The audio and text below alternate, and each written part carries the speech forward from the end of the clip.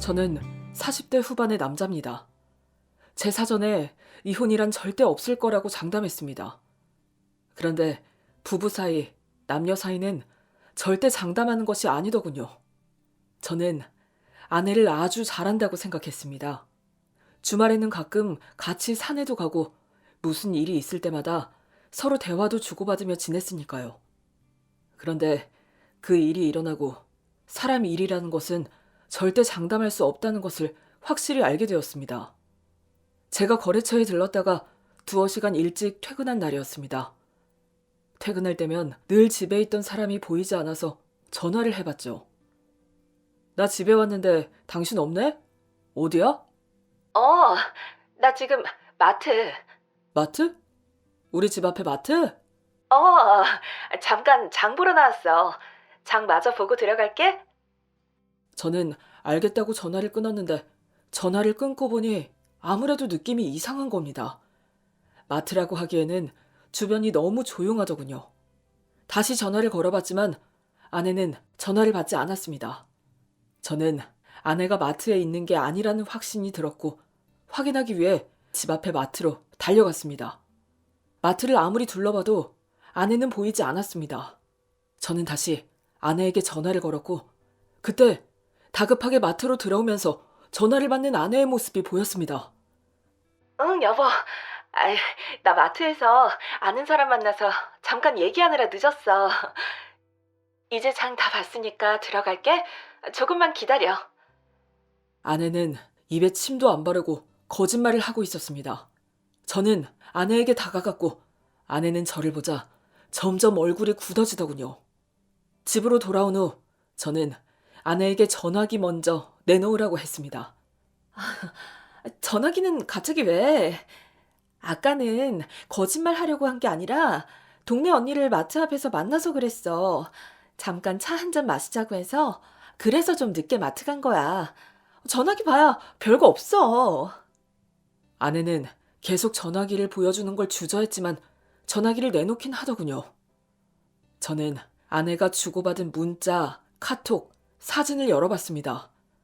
아내 말대로 정말 별것이 없더군요.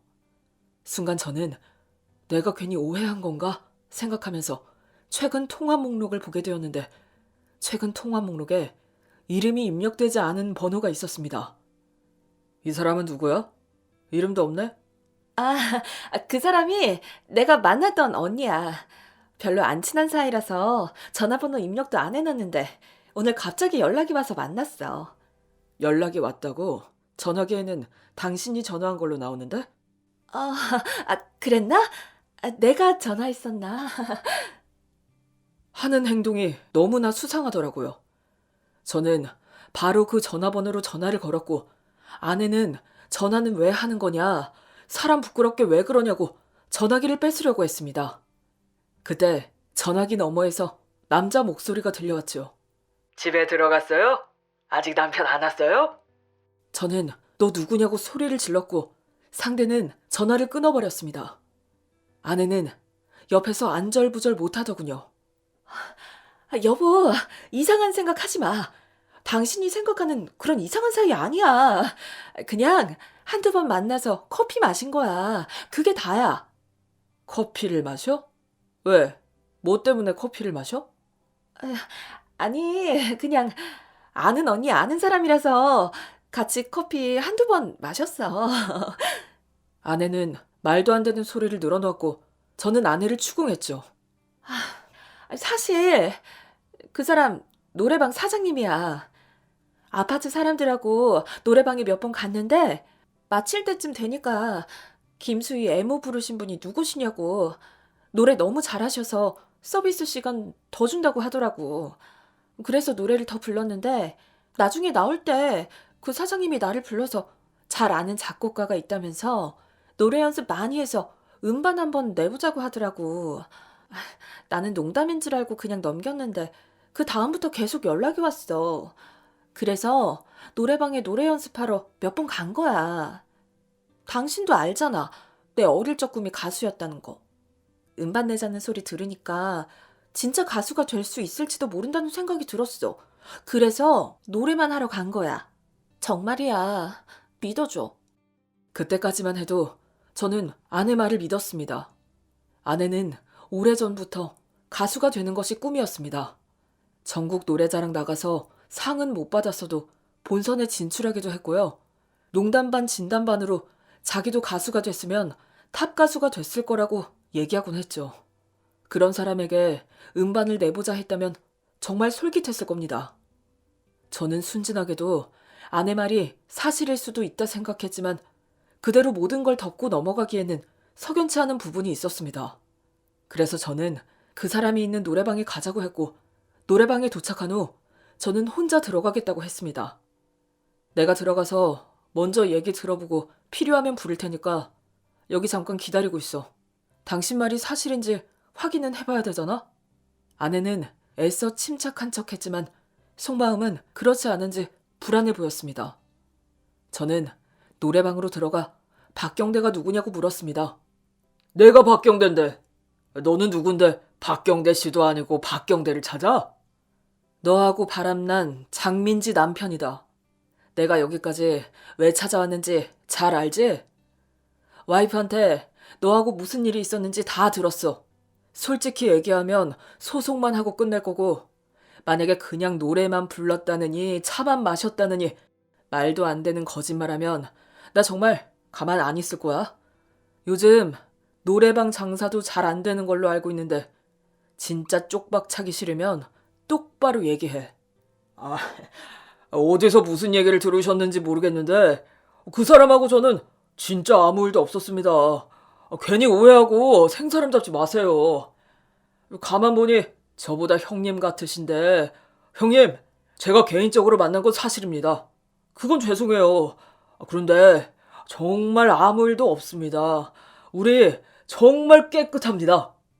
박경대 그 인간은 딱 보니 입만 떼면 거짓말에 능구렁이 같은 인간이더군요. 정상적으로 물어서는 도저히 바른 말이 나올 것 같지 않아 신경을 건드리며 다시 물었습니다. 내 와이프는 너하고 한두 번 만나고 더 이상 안 만나려고 했는데 계속 안 만나주면 나한테 다 알리겠다고 협박했다며? 그래서 어쩔 수 없이 끌려다니듯이 만났다고 하던데 어디서 거짓말이야? 그랬더니 박경대는 어이에 밥 말아 먹겠다는 표정을 지으면서 주먹으로 가슴을 서너 차례 두드렸습니다. 누가 그래요? 장민지가 그래요? 와, 장민지 진짜 생사람 잡네? 아니 형님, 형님도 눈이 있어서 알잖아요. 솔직히 둘이 놓고 봤을 때 훤칠한 저하고 그냥 아줌마 장민지하고 누가 아깝습니까? 형님도 장민지하고 결혼할 때 얼굴 보고 결혼한 거 아니고 그냥 마음이 고와서 결혼한 거잖아요. 그렇잖아요. 저도 솔직히 장민지가 마음이 고와 보여서 만난 거예요. 장민지가 먼저 나한테 와서 말 걸고 사장님 혼자 있을 때 놀러와서 노래 좀 해도 되냐고 하길래 노래방 기계 있겠다. 노래방에 전기 들어오겠다. 그럼 와서 방값에 노래하라고 했죠. 그랬더니 장민지가 저보고 그러더라고요. 사장님 어디서 많이 본 것처럼 낯이 익은데 가만히 보니 이정재를 닮았다나 뭐라나. 지하 노래방에서 카운터만 보고 있기 참 아까운 인물이라고 나를 막 치켜 세우더라니까요. 그런데 제가 어떻게 그런 여자분을 그냥 돌려보내겠습니까? 형님도 잘 아시다시피 사나이는 자신을 알아주는 여자한테 넘어가게 돼 있거든요. 장민지처럼 인물이 좀 안 돼도 말만 잘하면 남자 꼬시는 거 일도 아니잖아요. 그래서 제가 장민지한테 넘어간 거예요. 그 후로 장민지가 거의 매일같이 찾아왔어요. 자꾸 찾아오니까 솔직히 남들 눈도 있고 그렇잖아요. 그래서 살림하는 여자가 자꾸 이렇게 찾아오면 되냐? 내가 이제 그만 만나자 했어요. 그런데 장민지가 한다는 소리가 그럴 거면 정을 주지 말았어야지. 왜 사람 마음까지 흔들어 놓고 이제 와서 그러냐고 막 울더라니까요. 여자가 눈물을 흘리는데 사나이가 어떻게 또 매정하게 돌아섭니까? 그래서 만나고 또 만나고 1년 넘게 이러고 있는 거라고요. 저는 길어야 한두 달이겠지 했는데 1년 넘게 만났다는 소리 들으니 머리 꼭지가 확 도는 것 같았습니다.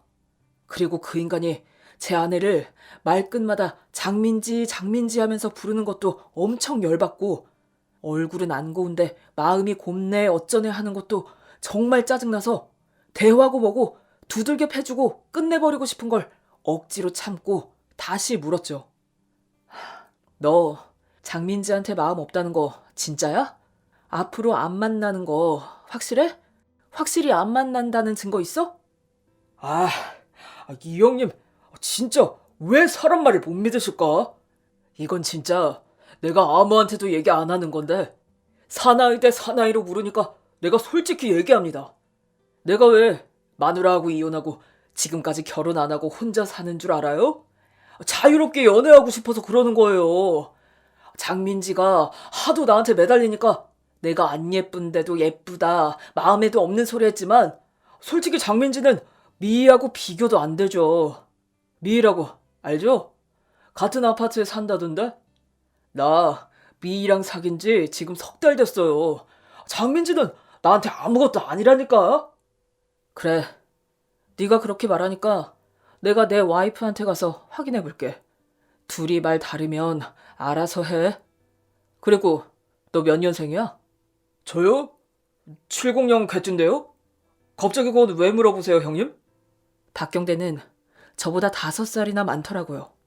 그런데 꼬박꼬박 형님 하는 꼴을 보니 기가 막혔습니다. 그건 알 것 없어, 임마. 저는 휴대폰 녹음 기능을 끄면서 대답했고 제가 녹음한 걸 보더니 박경대가 펄쩍 뛰더라고요.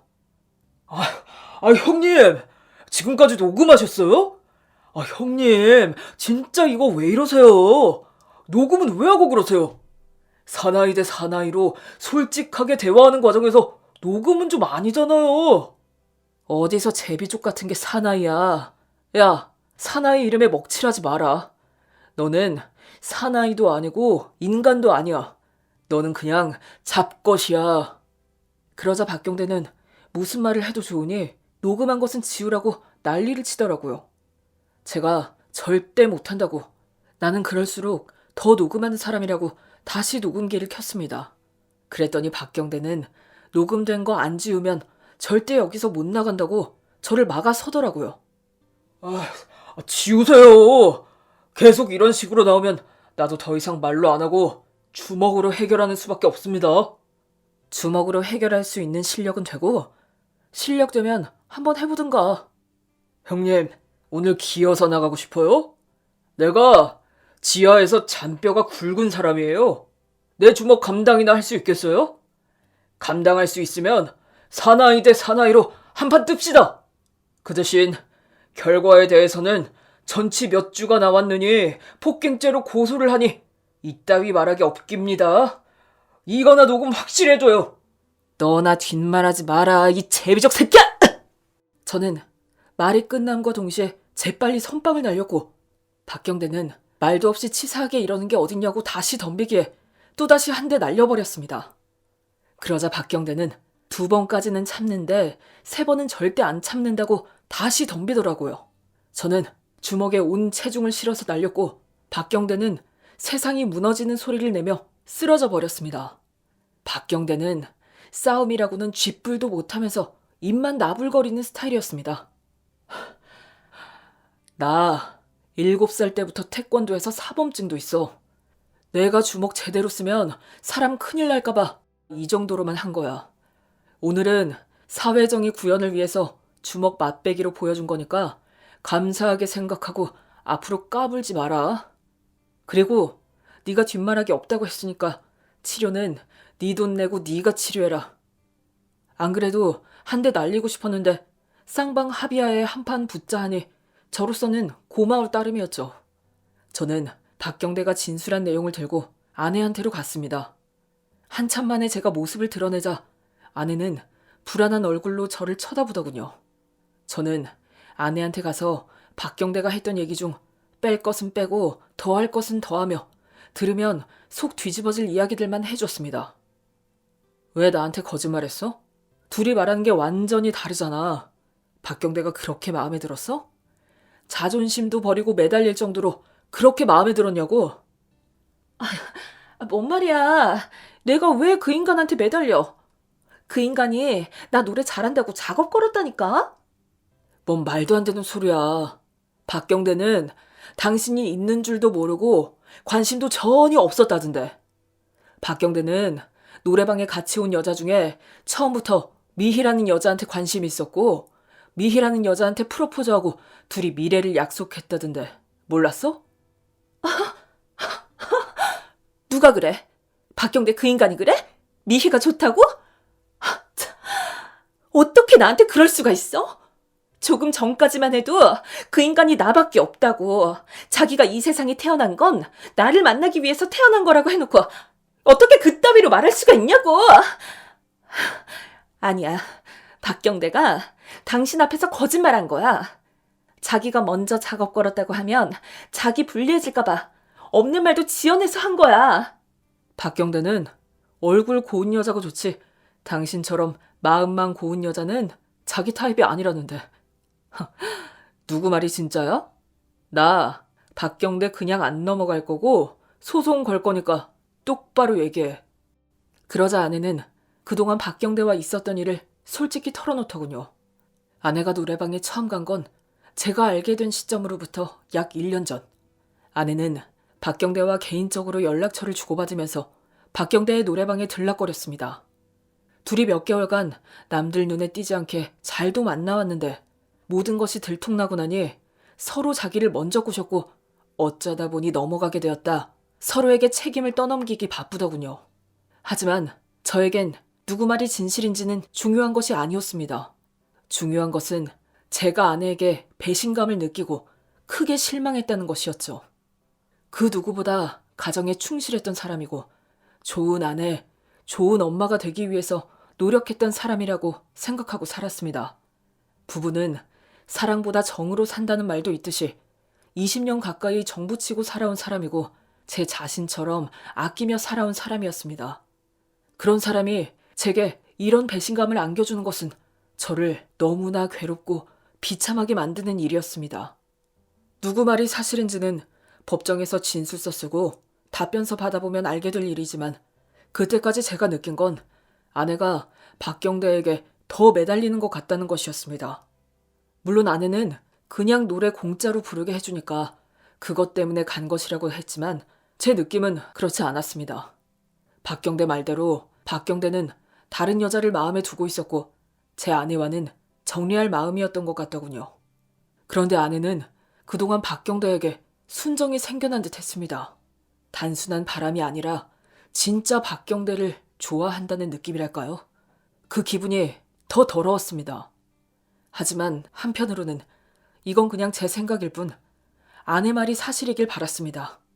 박경대가 좋아서 그런 게 아니라 정말 그냥 노래 부르는 것이 좋아서 찾아간 것이고 그쪽에서 먼저 추근돼서 자기도 모르게 잠깐 넘어가긴 했지만 절대 마음을 주거나 한 것은 아니다 라는 그 말을 믿고 싶었습니다.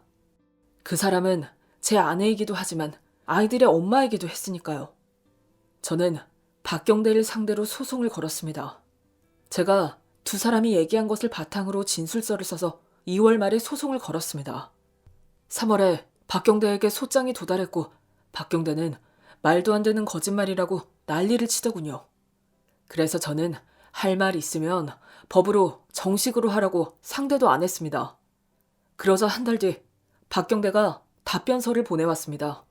저는 답변서를 받고 난 후 모든 것이 무너지는 것 같았습니다. 박경대는 지금까지 아내와 자신이 주고받은 문자와 언제 무슨 일이 있었고 둘이 무슨 이야기를 나누었는지에 대해서 아주 상세하게 기록해서 답변서를 보냈더군요.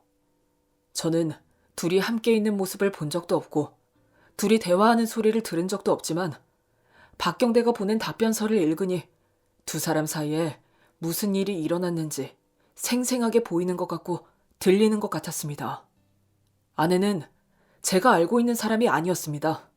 사람은 자기 안에 여러 가지 모습을 감추고 산다고 하더니 아내는 제 앞에 있을 때 모습 다르고 박경대하고 있을 때 모습이 달랐습니다. 저는 가능하면 가정을 유지하고 살 생각이었습니다. 갑자기 이혼한다고 하면 나이 드신 양가 부모님도 충격이 크실 거고 특히나 사춘기 아이들이 겪는 충격도 적지 않을 것 같았으니까요. 이 모든 사실은 저 혼자만 알고 저 혼자 감수하면서 조용히 묻어두려고 했습니다. 그리고 그 동네에서는 계속 못 살 것 같아서 다른 곳으로 이사를 가려고 집도 알아보고 있었고요. 그런데 답변서를 보고 생각이 완전히 바뀌었습니다. 정말 치가 떨리고 한순간도 얼굴을 마주하기 힘들었습니다. 아내를 볼 때마다 박경대가 작정하고 법원에 제출한 답변서 내용이 자꾸만 떠올랐습니다.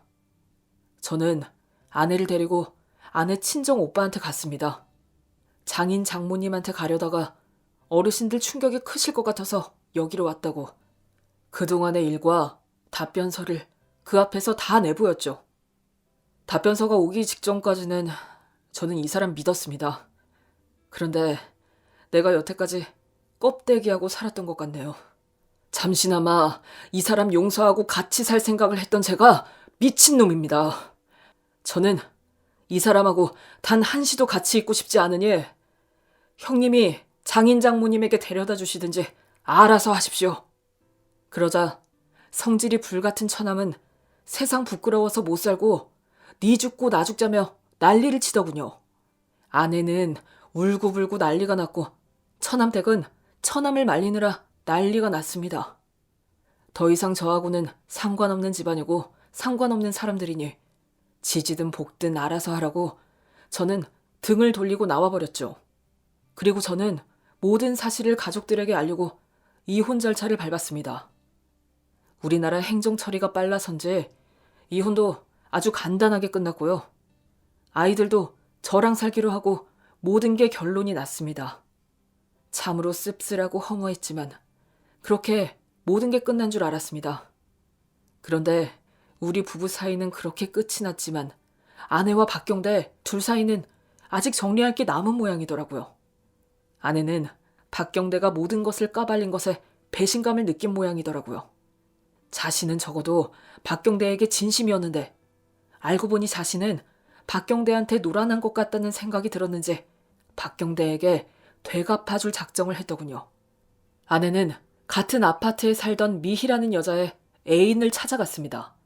미희라는 그 여자는 법적으로는 미혼이지만 사실혼 관계에 있는 남자가 있었고 그 남자는 지역의 건달이었는데 건달 중에서도 중간급 정도 되는 사람이었던 모양이더군요. 아내는 작정을 하고 박경대와 미희라는 여자 둘 사이를 감시하기 시작했고 둘 사이에서 있었던 것들 그대로 건달에게 보냈다고 했습니다. 그 후로 박경대는 건달들 무서워서 노래방 셔터 내리고 가게를 내놨고 건달들 눈에 안 띄는 조용한 곳에 숨어 산다는 소문이 있더군요. 한때는 둘이 좋아서 만났을 텐데 그 끝이 너무 추잡스럽고 아름답지 못하더라고요. 그 일을 끝내고 아내는 저를 찾아와서 자기가 저 대신 박경대 엿먹여줬다며 자기가 진짜 사랑하고 평생 같이 하고 싶은 사람은 저밖에 없다면서 다시 시작하자고 하대요. 그래서 제가 그랬죠. 나는 너만 아니면 돼. 너 말고 다른 여자는 그 누구라도 내가 평생을 함께 할 수 있을 것 같은데 너는 아니야. 우리가 다시 잘 될 가능성은 0.1%도 없으니까 내 앞에 나타나지 말고 박경대처럼 어디 찌그러져서 조용히 살아. 그게 네가 마지막으로 할 수 있는 제일 아름다운 행동이야. 그러자 아내는 마지막으로 남은 자존심까지 탈탈 털렸는지 하고 싶은 욕을 실컷 하고 떠나더군요. 그렇게 만난 만남이 영원할 줄 알았을까요? 어찌 사람이 한치 앞을 내다보지 못하고 그렇게 어리석은 짓을 할 수 있는지 정말 한심하기 짝이 없습니다. 우리 가족 가슴 아프게 하고 상처 준 것들 앞으로 두고두고 후회하며 반성하며 살아가길 바랍니다.